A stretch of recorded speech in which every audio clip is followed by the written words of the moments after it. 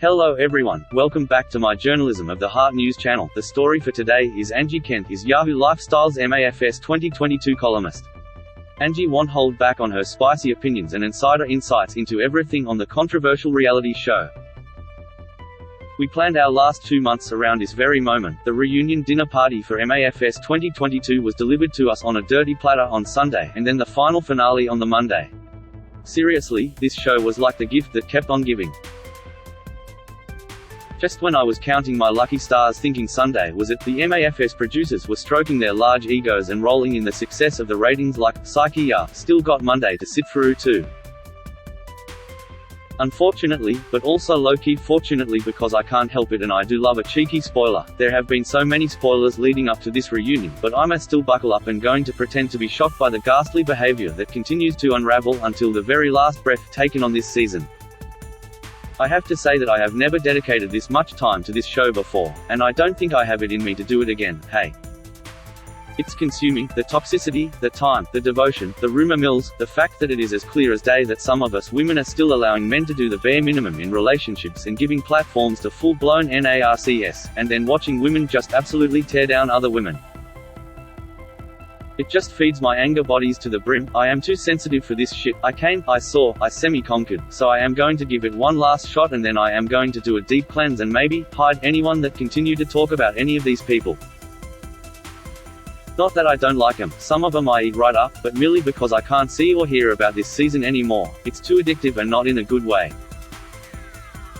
It's like when you go through stages of watching way too much porn, after a while you're like wow girl, I think you have a problem and perhaps you don't need to scroll for 1 to 2 hours to find that perfect clip. Just do it already, if you know, it's a hurts so good kind of feeling. Our old school faves are back in the building. Our kooky queen Holly, freaking kookier than ever. Al, throwing everything in the kitchen sink at any given situation to make sure he's always getting that sweet airtime. Controversial opinion, is it just me or is this whole Al obsession totally overrated? He is endearing, I get that, but I just feel like he is getting way more street lovin' than deserved.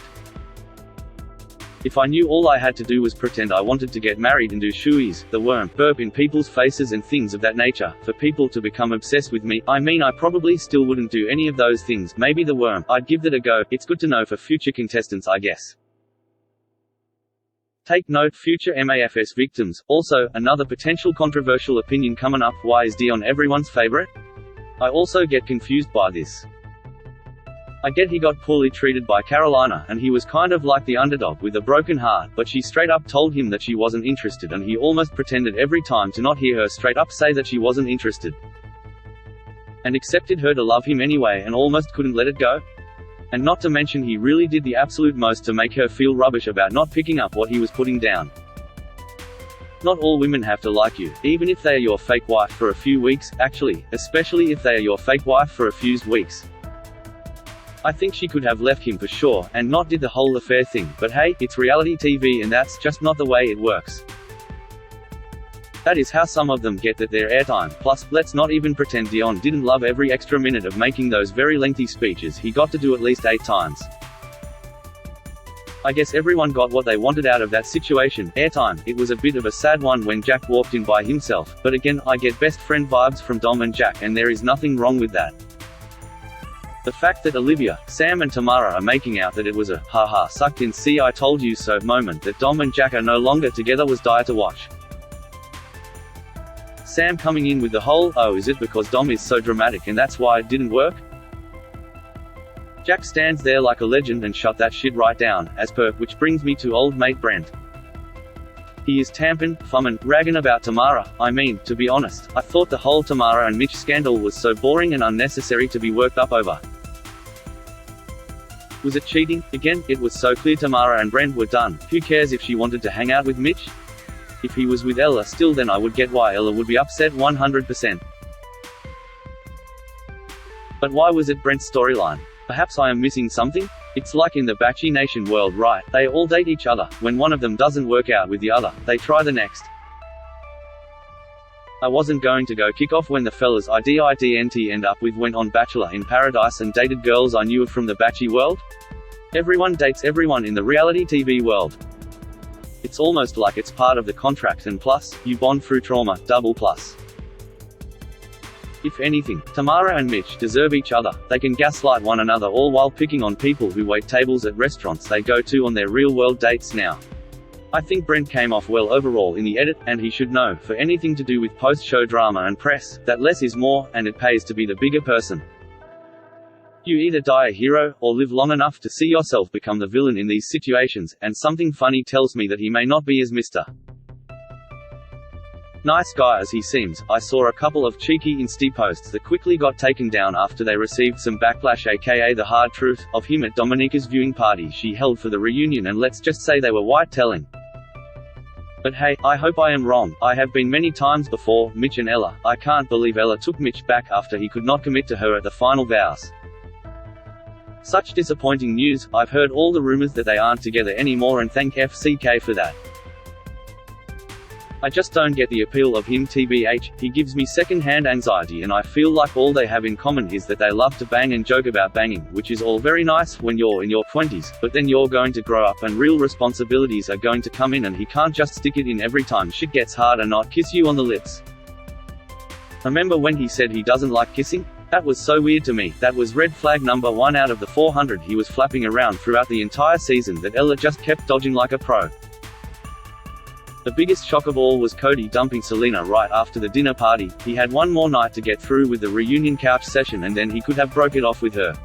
Not make her sit there after putting her through the absolute ringer the entire season, and I am more than sure in between when filming ended and the reunion started.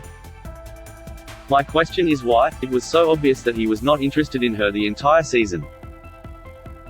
Serving her dry oats for breakfast, lunch and dinner, then we had to live through the commitment ceremony, with hopes Selena knew her worth and buggered off, or he would put her out of her misery and let her go. Then the dinner party reunion, we had to tightly bite our tongues and pretend to be happy that they were still together. And then he had to go and ruin the goddamn couch commitment reunion finale episode.